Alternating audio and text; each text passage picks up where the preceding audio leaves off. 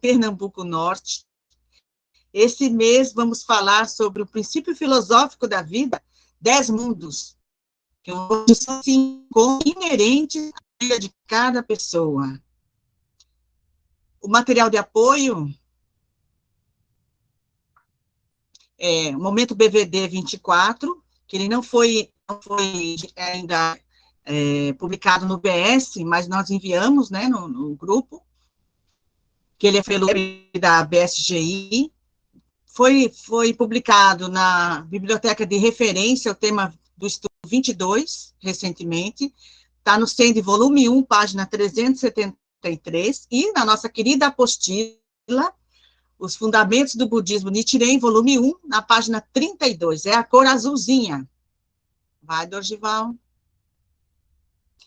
A matéria de hoje apresenta, em poucas palavras, a teoria dos 10 mundos, o princípio essencial da filosofia de vida do budismo de Nichiren Daishonin, seguida de uma explanação do presidente Ikeda, né, como sempre, que o nosso mestre tem que nos embasar, né, citando uma passagem do escrito, o objeto de devoção para observar a mente, o Ikeda Sensei mostra a importância da recitação do Nam-myoho Renge-kyo diante do Gohonzon, para que possamos evidenciar o estado de Buda inerente à vida de todas as pessoas, conforme a teoria dos 10 mundos. O presidente Ikeda esclarece que o ensinamento estabelecido por Nichiren, com o espírito de não poupar a própria vida para libertar todas as pessoas do sofrimento, é o autêntico budismo do povo, destinado para todos os seres vivos. Os 10 mundos, também conhecidos como 10 estados da vida, compõem a base da filosofia de vida elucidada pelo budismo de Nichiren Daishonin.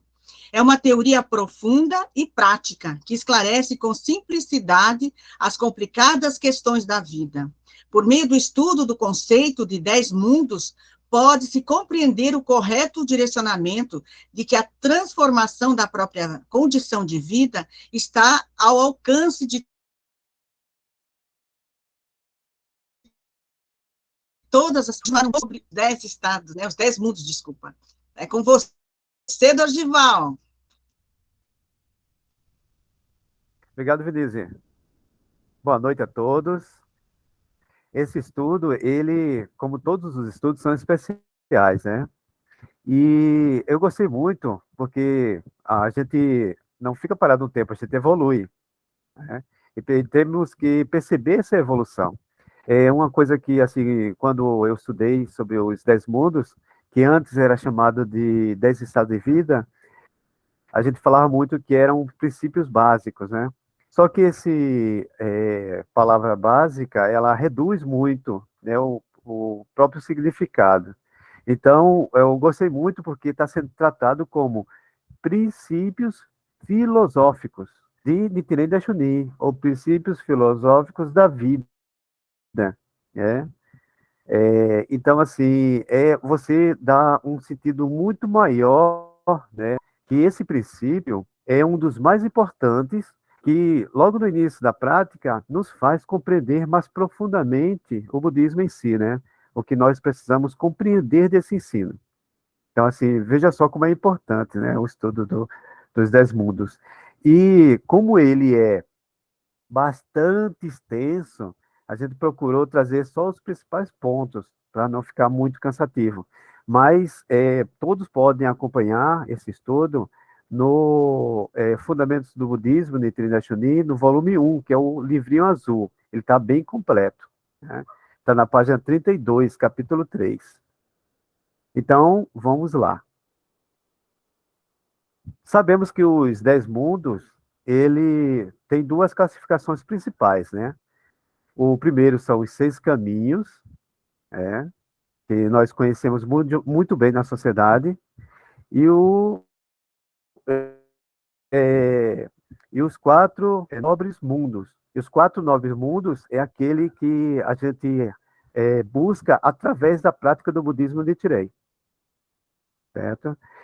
Aqui a gente trata um pouco também, nessa apostila, muito sobre a questão da cultura indiana, né? Se fala muito sobre a cultura antiga da Índia, né? E a gente vai percebendo é que a cultura indiana não é muito diferente da nossa cultura ocidental, nessa questão de como compreender o mundo, como enxergar o mundo. Então, a gente vai ver um pouquinho disso, né? Então, temos aqui, né, teoria dos 10 mundos, os 6 caminhos, que é o mundo do inferno, mundo dos espíritos famintos, mundo dos animais, mundo dos Asura, né? Mundo dos seres humanos e mundo dos seres celestiais. Então, esses compreendem o que se chama de 6 caminhos. Esses 6 caminhos eram muito compreendidos na Índia Antiga, porque as pessoas comuns, né, como todos nós, elas viviam o ciclo da vida, de nascimento e morte, sempre presos nesses mundos. E os sutras, que são anteriores ou não Sutra do Lótus, né? E, diferente do Sutra do Lótus, todos os outros, eles falam sobre a questão que cada um desses mundos, eles são estáticos e não há mudança de um para o outro. Isso você, na verdade, viveria preso em um desses mundos, né? Esse é uma ideia muito antiga que nasceu na Índia. Mas depois vamos esclarecer como é que o Sutra do Lótus ele esclarece muito bem essas questões dos 10 mundos, né? Aí tem aqui os 4 nobres caminhos, né? Que o sétimo é mundo dos ouvintes da voz, mundo dos que despertaram para a causa e mundo dos bodhisattvas. E por último, o mundo dos Budas, né? Então, se vocês foram percebendo, né, a gente vai passar aqui para o primeiro, o pensamento de que os 10 mundos são todos inerentes à vida leva à conclusão de que, mesmo um estado de vida de sofrimento do inferno, pode ser transformado para uma condição de plena felicidade chamada de estado de Buda. Portanto, a teoria dos 10 mundos, embasada no Sutra do Lótus, é um princípio filosófico para a dinâmica transformação da própria vida das pessoas. Então, o Sutra do Lótus, ele elucida, né, essa questão de, além de compreender, você poder, né, perceber, tanto em si próprio quanto no próprio ambiente, essa mudança de mundos, né, tanto dos mais baixos quanto dos mais elevados. Dessa forma, você tem total condições de fazer a própria transformação. Então, o Sutra do Lótus,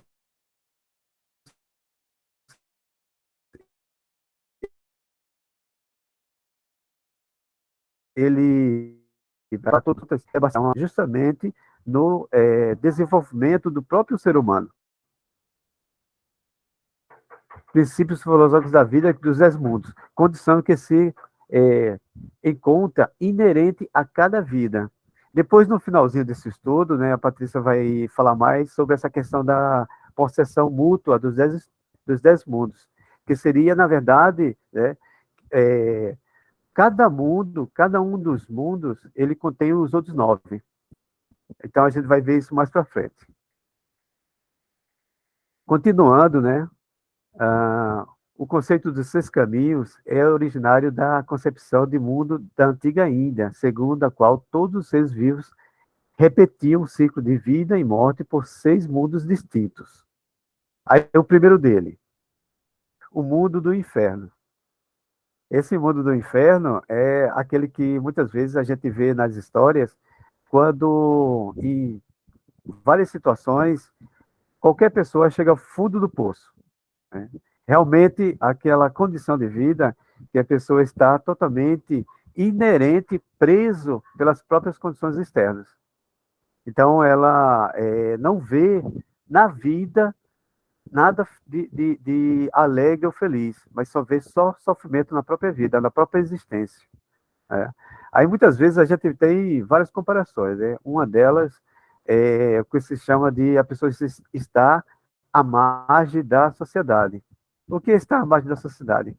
É quando você está com um estado tão baixo de vida que você pode não conseguir viver mais socialmente, mais com as pessoas, mais com os familiares. e tudo aquilo que você está próximo lhe causa dor. Né? Isso é o verdadeiro estado do inferno.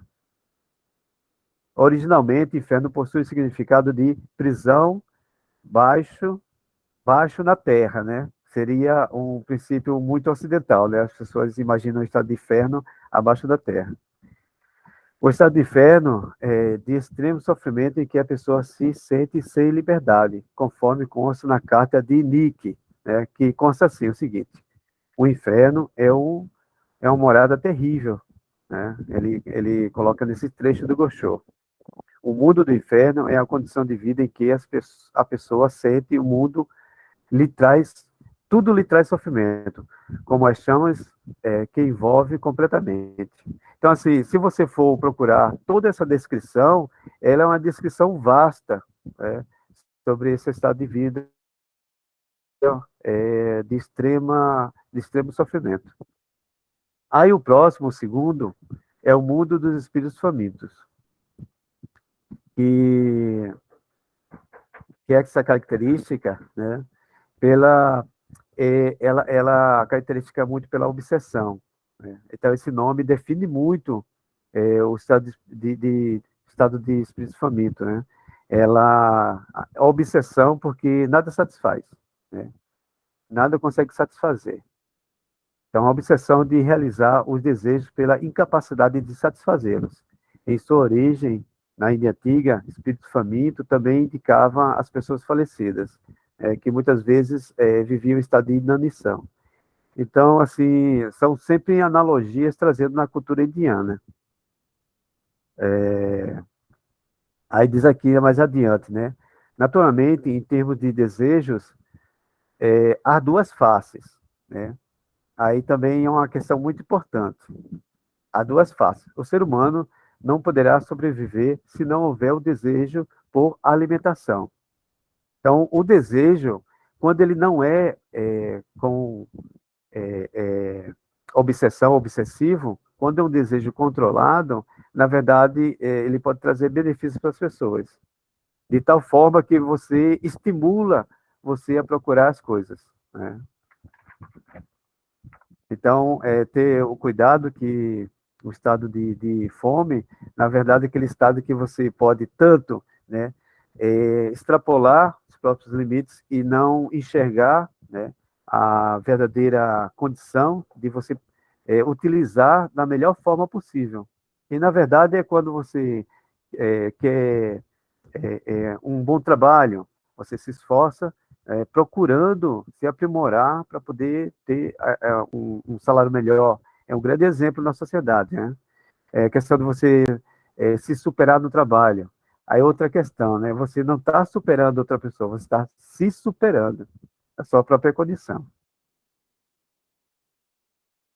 Vamos partir para a próxima, que o rapaz aqui da figura já está furioso, está saindo fumaça pelos ouvidos. Ainda nos seis caminhos, o conceito originário da percepção de mundo, aí repete nessa parte aqui. Aí tem aqui o terceiro, mundo dos animais. A ausência da razão e a busca por interesses imediatos. Né?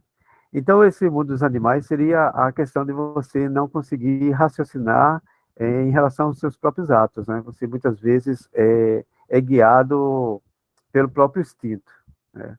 E termina, muitas vezes, você tanto subjugando as pessoas que possam se apresentar mais fracas e sendo subjugado pela pessoa que seria mais forte, né? Então, você vive num constante flutuação de humor, né? Tanto de você não tratar bem algumas pessoas, quanto você ser submisso de outras. Então, seria um estado, muitas vezes, que se assemelha ao próprio estado dos próprios animais, né? Sem raciocínio lógico. Aí ele diz assim o seguinte,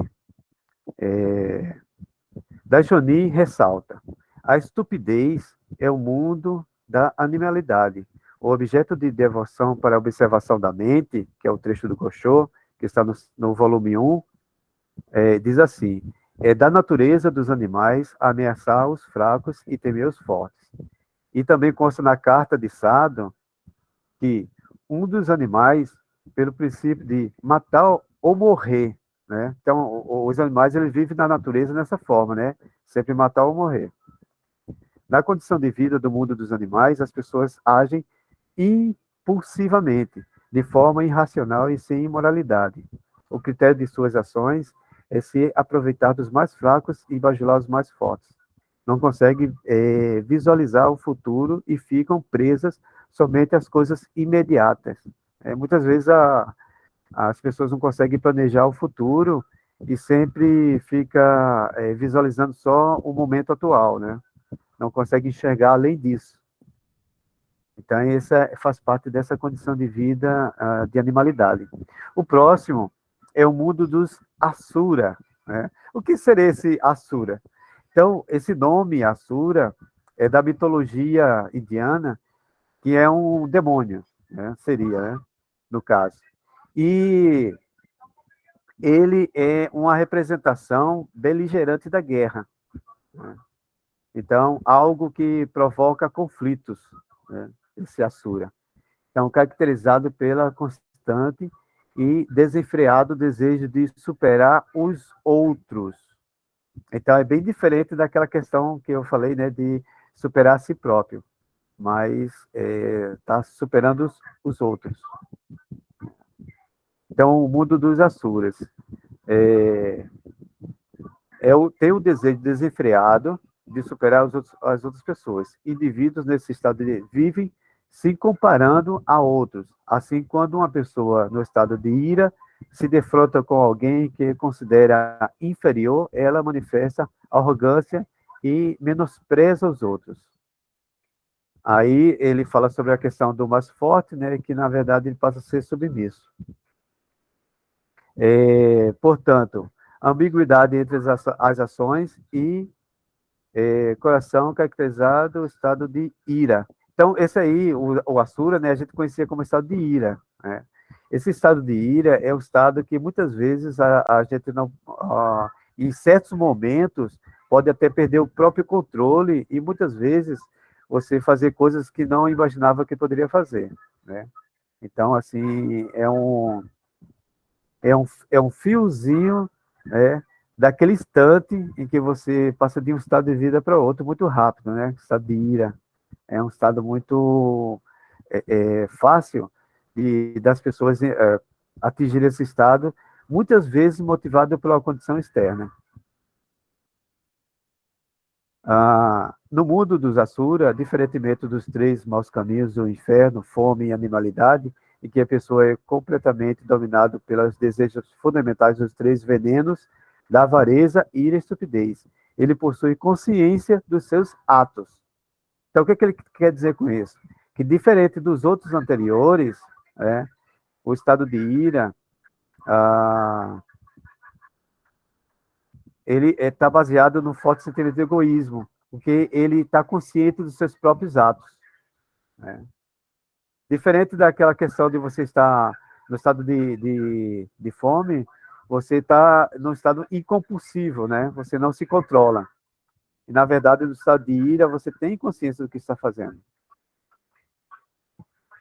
Mesmo assim, é também uma condição de vida de sofrimento e infelicidade. Por essa razão, o mundo dos Asuras, junto com os três mundos, os três maus caminhos, formam as quatro tendências maléficas, ou os quatro maus caminhos, né?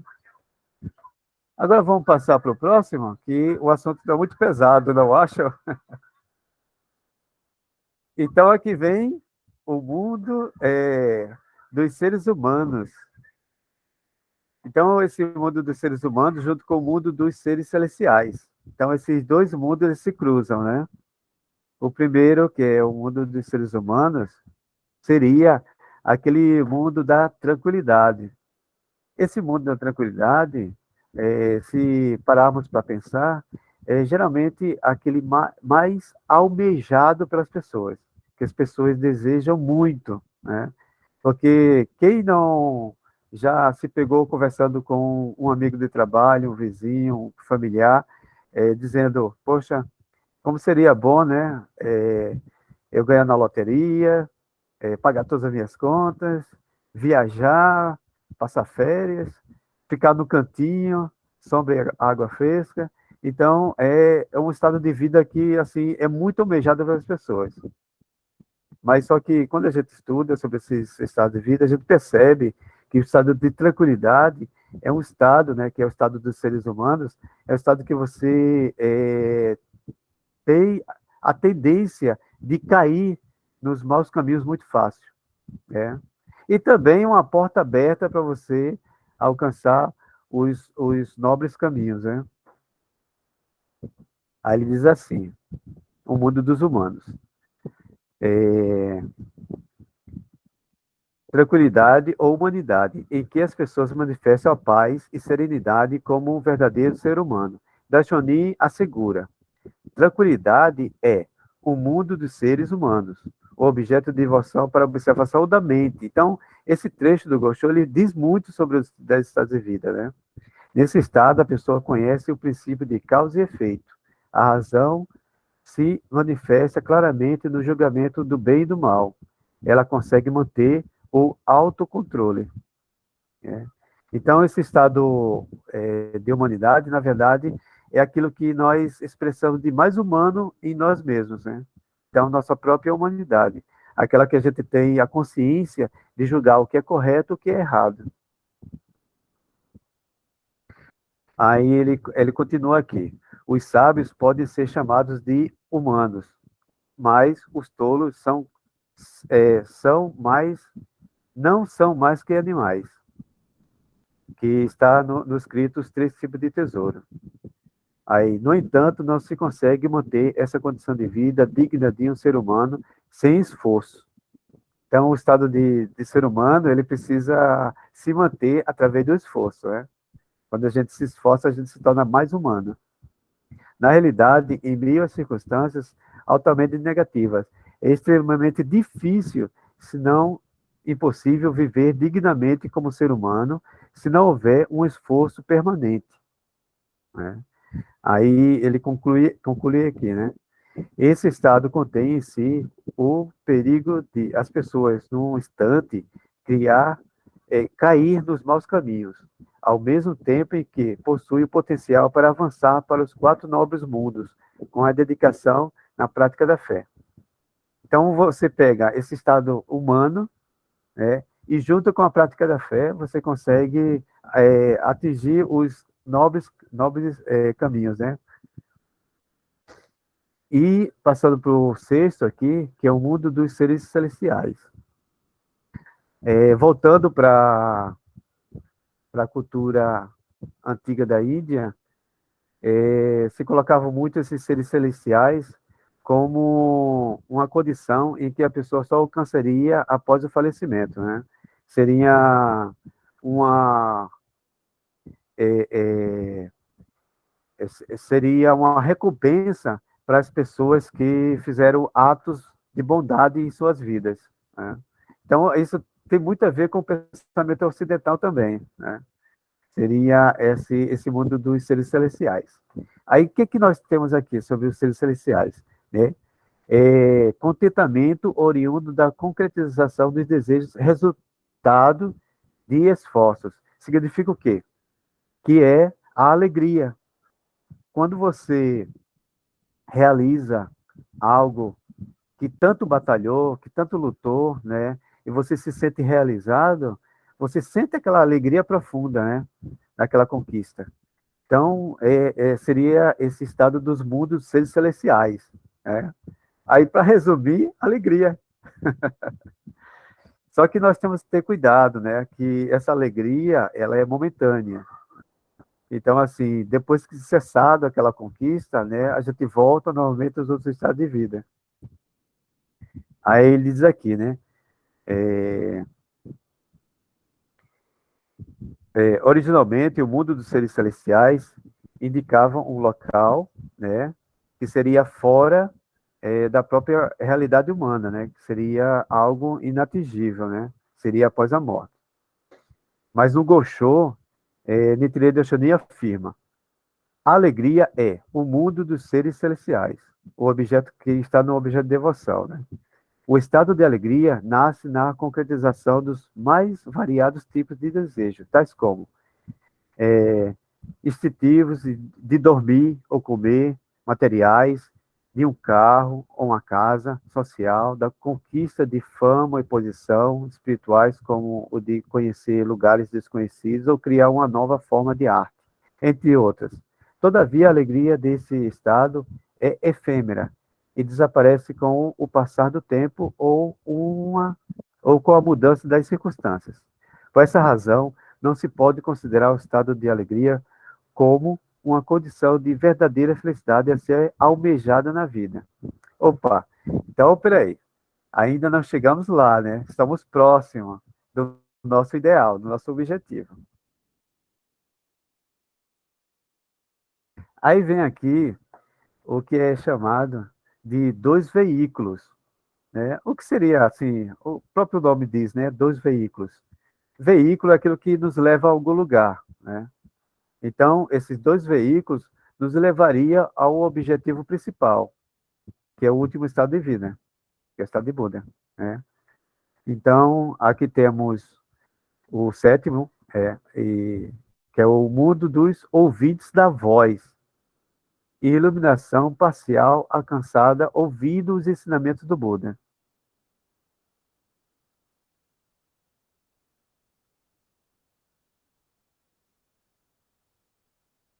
Esses ouvintes da voz é a absorção. Você está absorvendo conhecimento, né? Você está aberto a conhecimento, você está estudando. Nesse momento, a gente está nesse estado de ouvintes da voz, né? Está estudando junto, está escutando o ensinamento, né? Está absorvendo o ensinamento. Então, seria esse mundo dos ouvintes da voz.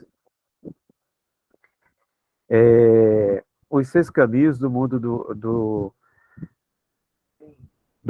Aí ele explica, né?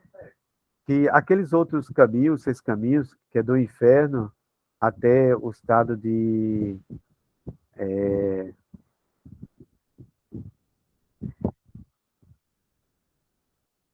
Até os dois caminhos, que é o do mundo dos ouvintes e o mundo dos despertar para a causa, né? Todos eles são arrastados pelas influências externas, né? Então, de qualquer forma, todos ainda estão ainda atrelados às questões externas. Ao concretizar e casualmente os desejos pessoais, manifestam o estado de alegria e, quando o seu ambiente é pacífico, podem experimentar o estado de tranquilidade. Porém, no momento em que essas circunstâncias desaparecem, imediatamente manifestam-se os sofrimentos, tais como dos estados de inferno e de fome. Portanto, na condição de vida dos seis caminhos, as pessoas são dependentes das circunstâncias externas, privadas da verdadeira liberdade e independência. Aí ele diz o seguinte, né? A condição de vida iluminada que se conquista por meio do exercício budista é denominado de quatro nobres caminhos: dos ouvidos da voz, dos que despertaram para a causa, do Bodhisattva e Buda. Então, isso é uma libertação, né, daqueles seis caminhos anteriores, né? Então, aí ele diz assim, né? O mundo dos ouvintes da voz corresponde a uma condição de vida de estado de erudição, a iluminação parcial alcançada ouvindo o ensinamento do Buda. Então, ele também coloca aqui como uma condição de iluminação parcial, né? Ah, ele diz assim, né? A percepção sobre a impermanência ou a transitoriedade da vida, com o passar do tempo, tudo que existe no universo sofre transformação e acaba em extinção. Na condição de vida dos dois veículos, a pessoa ultrapassa o apego às coisas transitórias. Vamos traduzir isso, né? Como eu tinha mencionado, que esses dois mundos eles se cruzam, né? O oitavo, que é o mundo dos que despertam para a causa, seria aquela de erudição, né? Você absorveu o conhecimento, mas você tem todas as condições de compreender aquilo que absorveu, né? e você poder perceber isso no próprio aspecto da vida. Então, a gente consegue perceber que as coisas são transitórias, as coisas não são permanentes, né? Então, muitas vezes tem aquele ditado popular, né, que as coisas, a terra gira, né, as coisas, o mundo dá voltas, né, e ultimamente a gente mudou um pouco para que o mundo não só gira, né, o mundo também capota, né. Então, são questões que aparecem na própria sociedade e a gente tem essa percepção das coisas que estão no mundo, né? Ter essa percepção do que está acontecendo. E sabemos que quando nós entramos em ação, principalmente quando entramos em ação juntos, né, que é o Itaidashi, podemos transformar essas condições. Então, é assim, algo muito mais além de simplesmente você pensar em si próprio. Aí ele diz o seguinte, né? Do ponto de vista da iluminação do Buda, a percepção alcançada pelas pessoas dos dois veículos é apenas parcial e, entretanto, sentindo-se satisfeitas com a pequena percepção alcançada, as pessoas dos dois veículos deixam de buscar a verdadeira iluminação do Buda, mesmo reconhecendo a grandiosidade do estado de vida do Buda, que é o seu mestre. Significa o quê? Que nós não podemos nos acomodar a esses dois veículos, né? A gente poder poder compreender e poder perceber o mundo. Muitas vezes as pessoas estacionam e não se esforçam para poder ativar ou você evidenciar o estado de Buda em si próprio, né? E se perde o objetivo principal. Aí, como é que a gente pode, assim, perseverar na prática da fé e não se perder nesses dois caminhos? De que forma? Aí nós temos, né? Estão gostando das figuras? Bem autoexplicativa. Para poder a gente continuar nosso objetivo máximo do estado de Buda, temos o nono estado, que é o mundo dos Bodhisattvas, que é que fundamentalmente, né, o que define o estado de Bodhisattva é o espírito de procura. É justamente aquela condição, aquela vontade, aquele desejo de sempre estar buscando o mestre, né?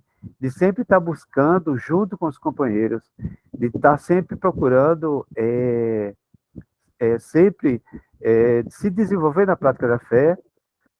Só que o estado de Bodhisattva, ele rompe barreiras.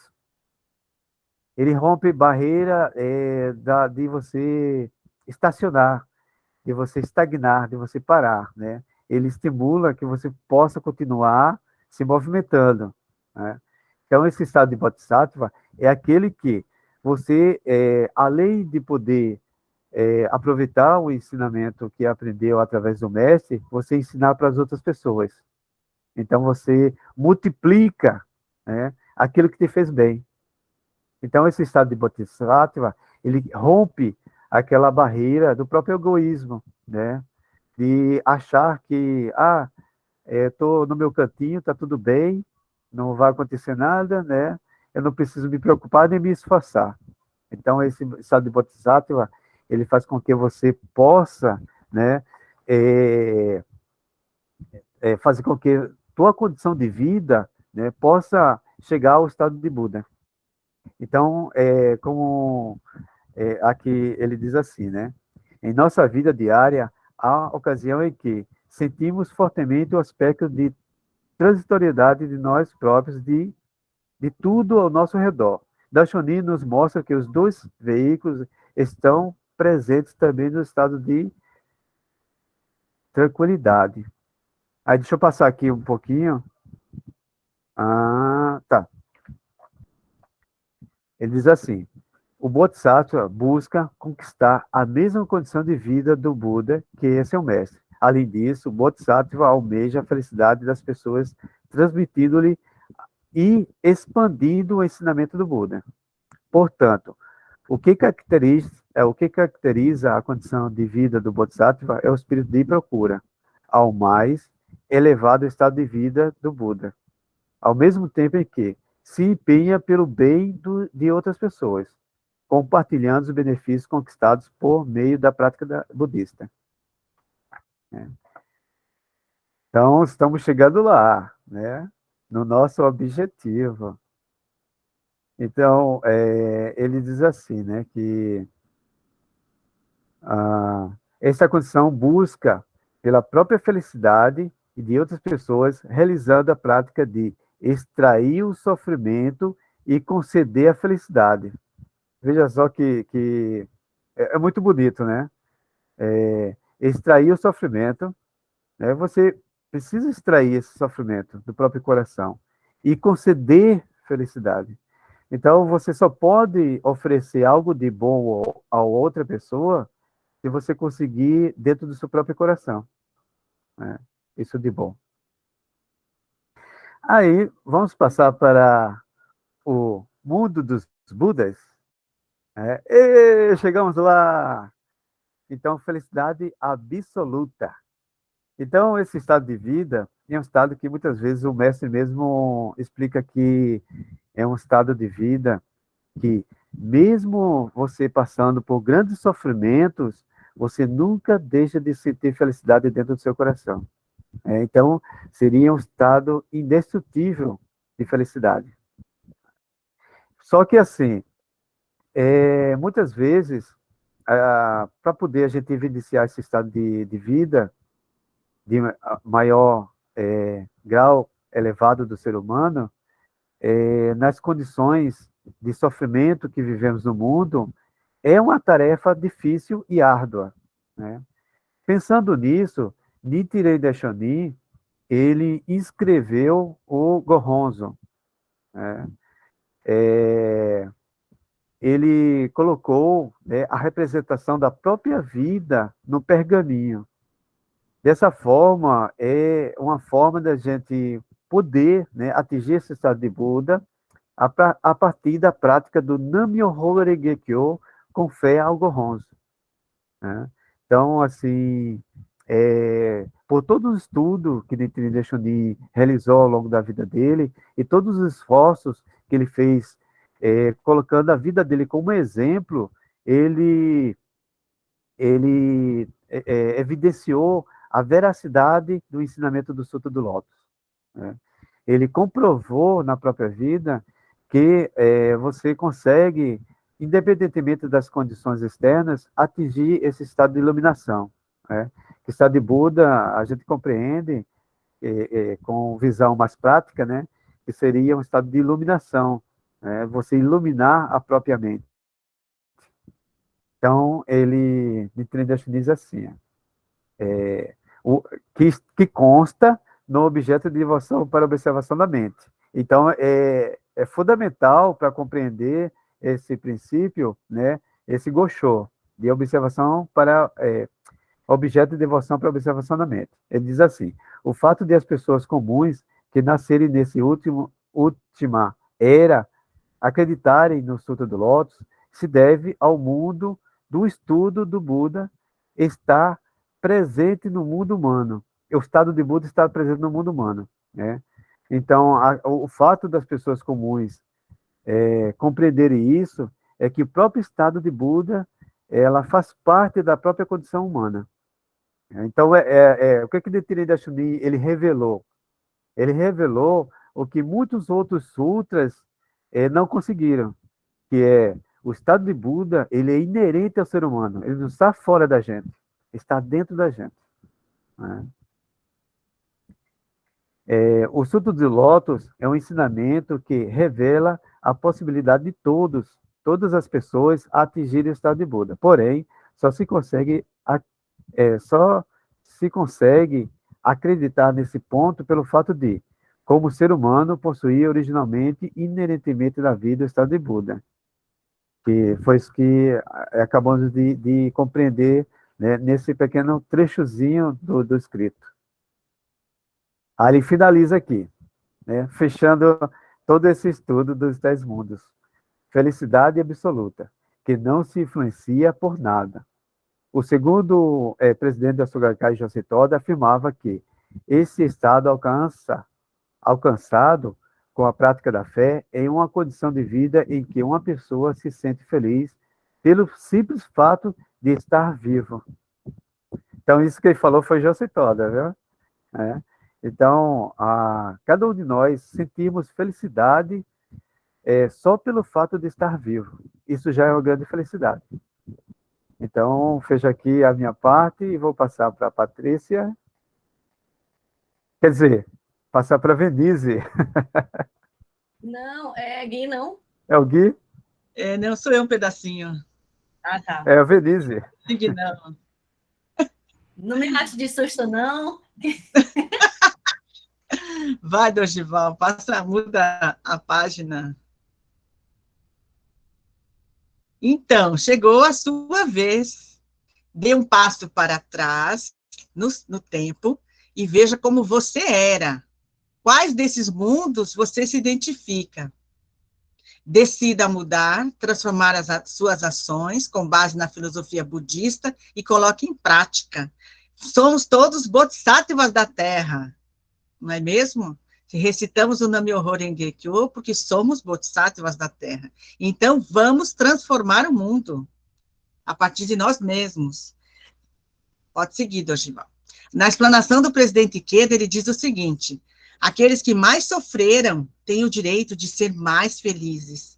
O povo mais desprezado e oprimido tem o direito de entoar a canção do triunfo com maior orgulho.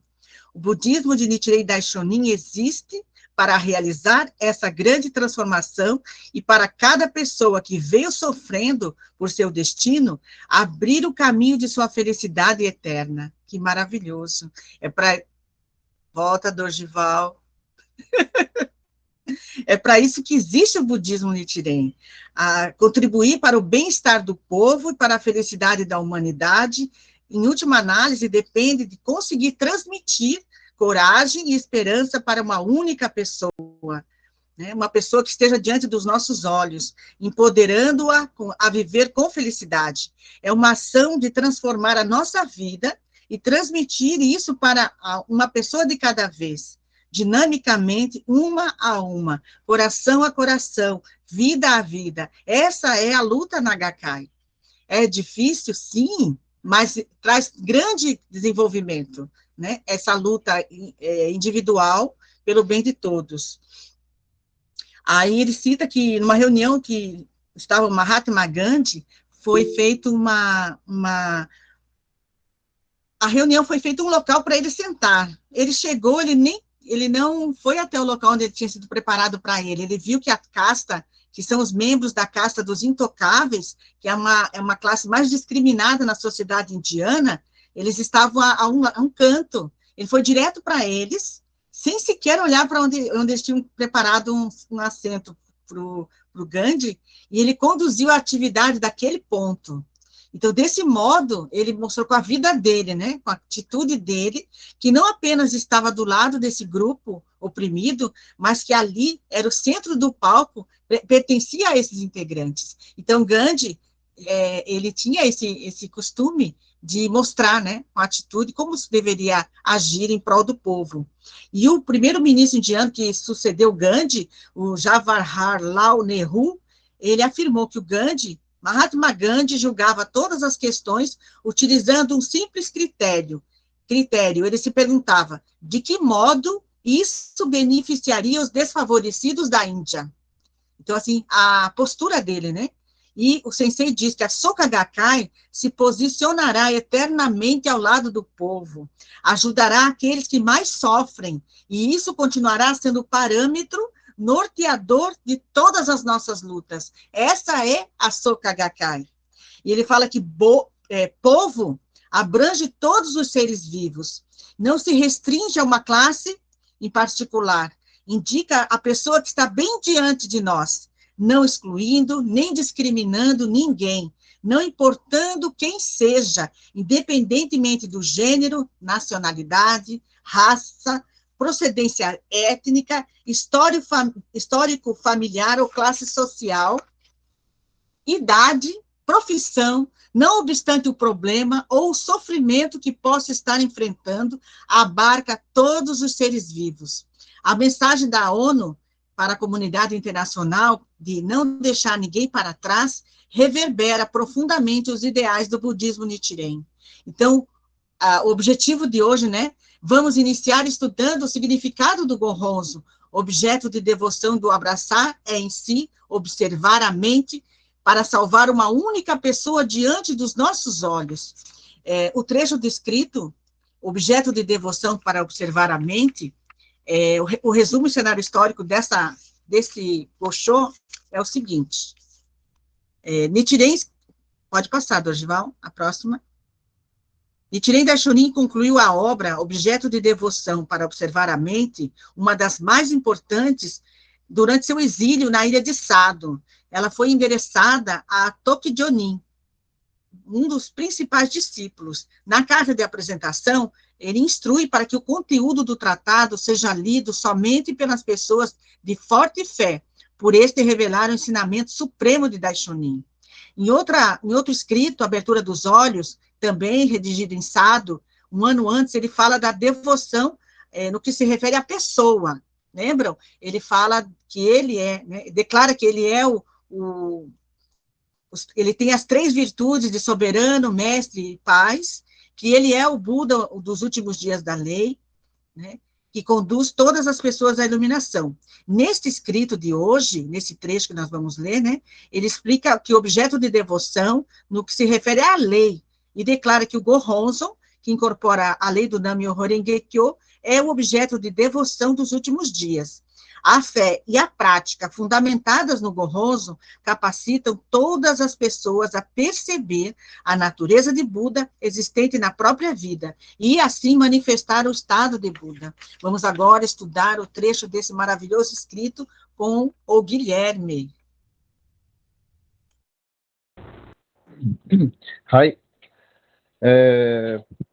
O trecho, observar a mente, significa contemplar a vida, a própria vida, e nela encontrar os 10 mundos.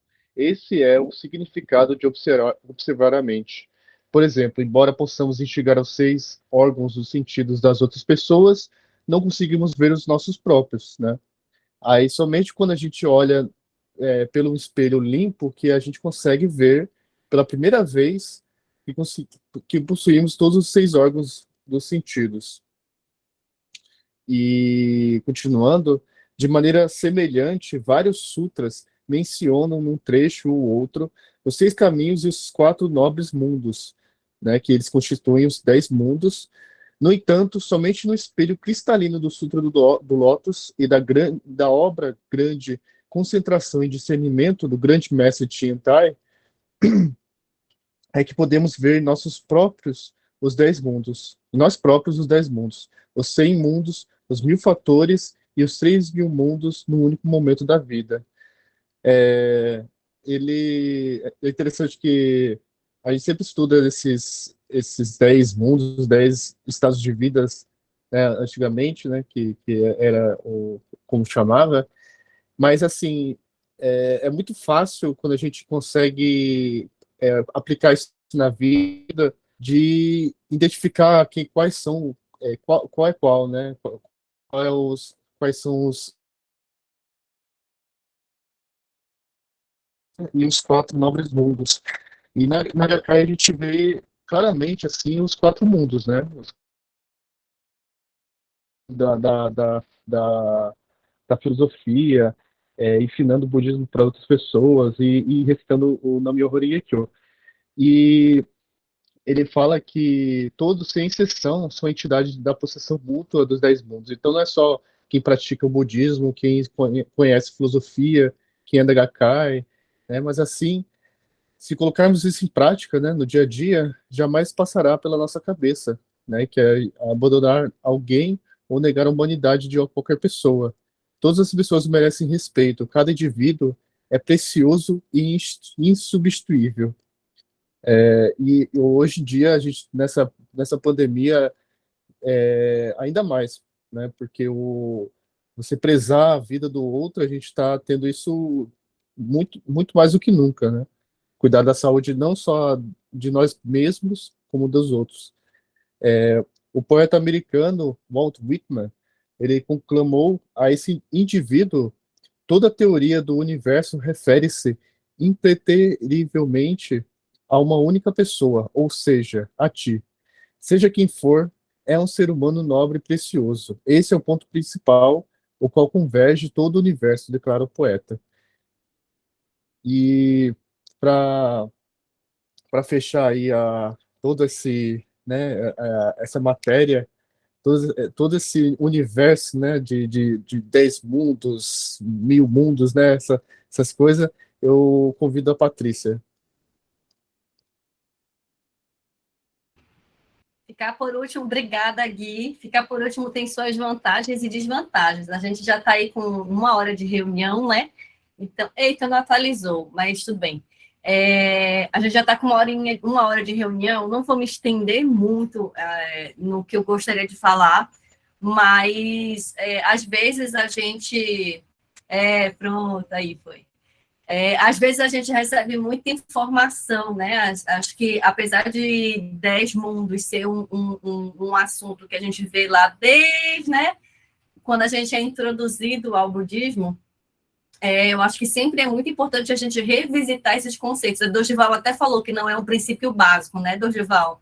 Eu esqueci qual foi o termo que você usou, porque básico deixa uma coisa, né? Princípios filosóficos. Isso.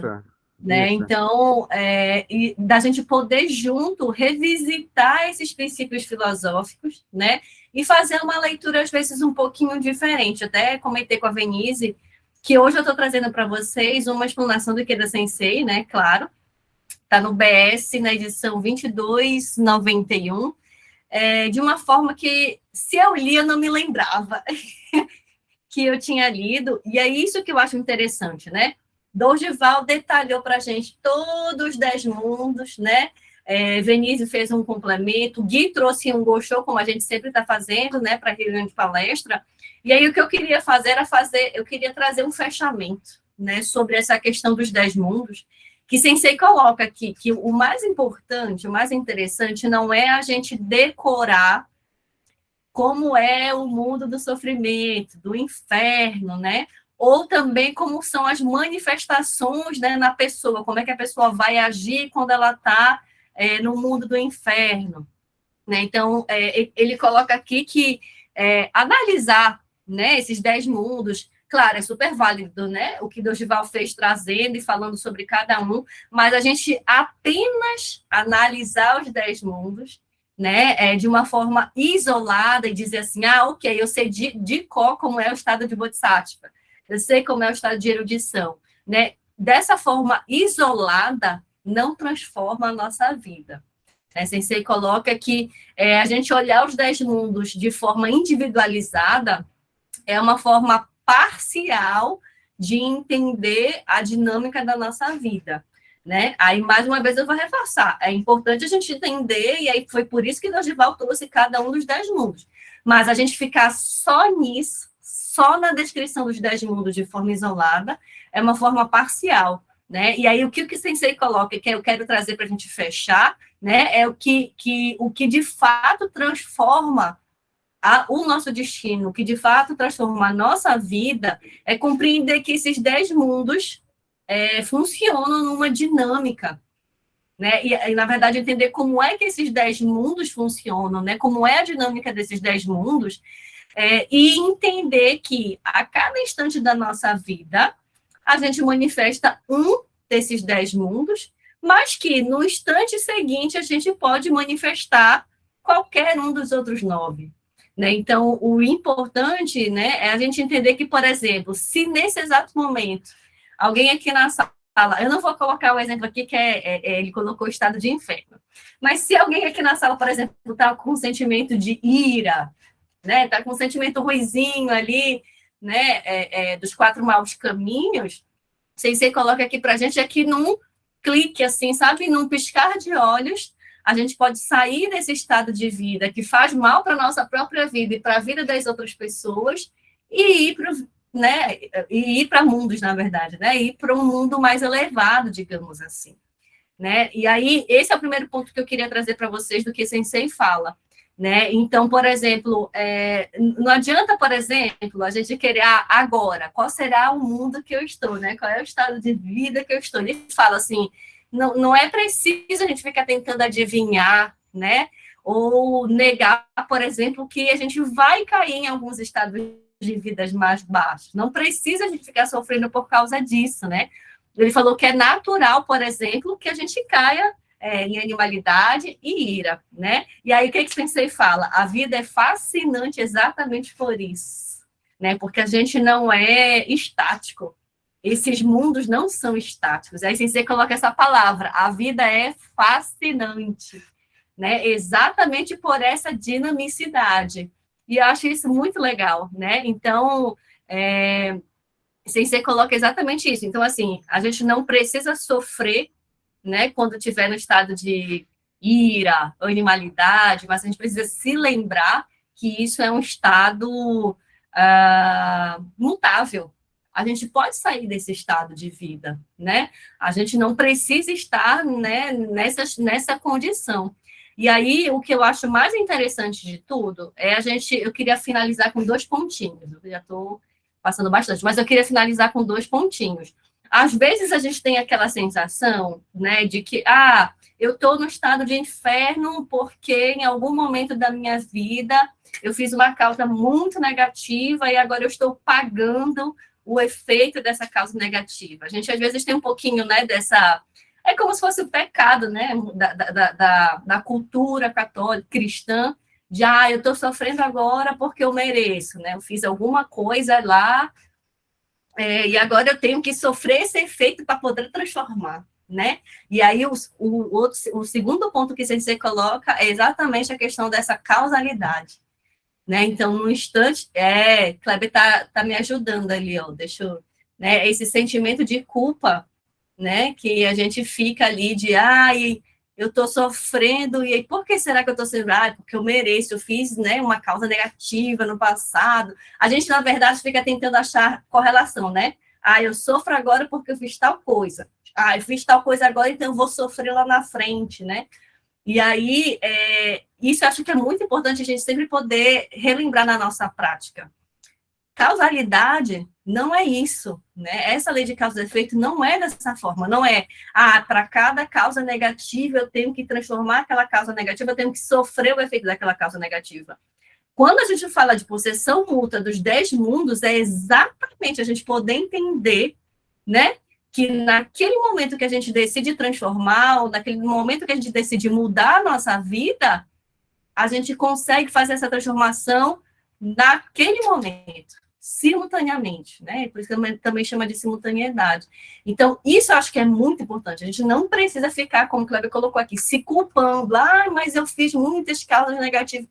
Né? Então, no momento que a gente abrir o coração, for fazer o nosso Daimoku e, né, fazer a nossa transformação, nossa evolução humana, que a gente possa se lembrar que a gente não precisa apagar cada causa negativa que a gente fez com um sofrimento ou com um efeito, né? A causalidade é exatamente a gente determinar. É por isso que a gente falou dos 10 mundos hoje. Mesmo no estado de inferno, a gente pode ir naquele mesmo momento para o estado de Buda. Né? Então, esse era o segundo ponto que eu queria falar para vocês, que o Ikeda Sensei traz, e para fechar, exatamente, Tereza, ou também se conformar de falar, hoje eu sofro de condição financeira porque em algum momento eu fiz uma causa muito negativa e eu mereço, digamos assim, né? Eu tenho que passar por esse sofrimento e não é dessa forma, né? A gente pode transformar a qualquer momento. E aí, para fechar, eu queria trazer uma analogia que eu achei fantástica, assim, que é o que eu estava falando, assim, eu não lembro de ter lido isso antes, mas aí que Sensei coloca, assim, de uma outra forma da gente entender os 10 mundos é a gente comparar com as estações do ano, primavera, verão, outono e inverno. Né? Aí ele coloca aqui, claro, cada um aqui tem seu gosto, né? Tem gente que gosta mais de frio, tem gente que gosta mais de calor, mas ele coloca assim, não tem uma estação melhor que outra, assim como também não tem a possibilidade da gente dizer assim, não quero passar pelo inverno, ou não quero passar pelo verão, né? Então, não existe isso. Então, cada estação tem sua razão, né? Tem seu, ele coloca assim, cada estação do ano, né? Tem seu brilho, tem sua razão, e no todo, cada estação é benéfica para a continuidade saudável da vida de todos os seres vivos. Veja, mesmo que a gente não goste de inverno, é importante, é necessário a gente ter o inverno, ter essa estação do ano, né? Então, Sensei continua falando assim, né, que, por exemplo, a árvore, né, as árvores que a gente vê, aqui em Recife não tem muito, né, minha gente? Mas a gente já vê em filme, essas coisas, né? Que, por exemplo, uma árvore, quando ela passa pelo inverno rigoroso, o frio rigoroso do inverno, caem todas as folhinhas e fica só aquele caule, né? E aí ele coloca que essa dificuldade que a gente acha que é um sofrimento que a árvore está, né, sofrendo durante o inverno, na verdade, é o momento que ela está acumulando energia, né, na forma que ele chama aqui de hibernação, para que quando chegue a primavera, ela possa, ele coloca aqui, explodir de flores e cores. Veja como é necessário, né? Mesmo que aparentemente o inverno traga um sofrimento, ele é necessário para a gente poder acumular essa energia e poder depois, né, desfrutar, digamos assim, o benefício da primavera. Né? Então, minha gente, é isso que eu separei, achei essa matéria maravilhosa para poder trazer uma outra visão e fazer um fechamento desses 10 mundos, né? Que o mais importante mesmo é a gente compreender essa dinamicidade dos 10 mundos, né? Essa possessão mútua dos 10 mundos. 10 mundos. Espero que vocês tenham gostado. Da minha parte é isso.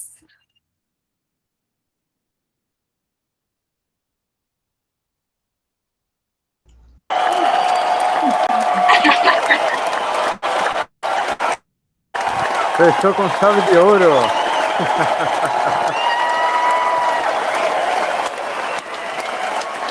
Bora tirar uma fotinha para ficar gravado. Tira aí, Dorgival. Vamos lá, tirar foto, porque eu estava nas pausas aqui. Deixa eu arrumar aqui o outro pet.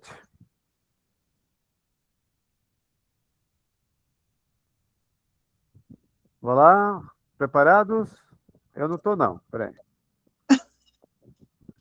Prepara. 1, 2, 3, Sensei.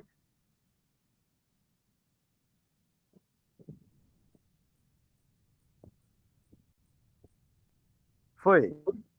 Foi.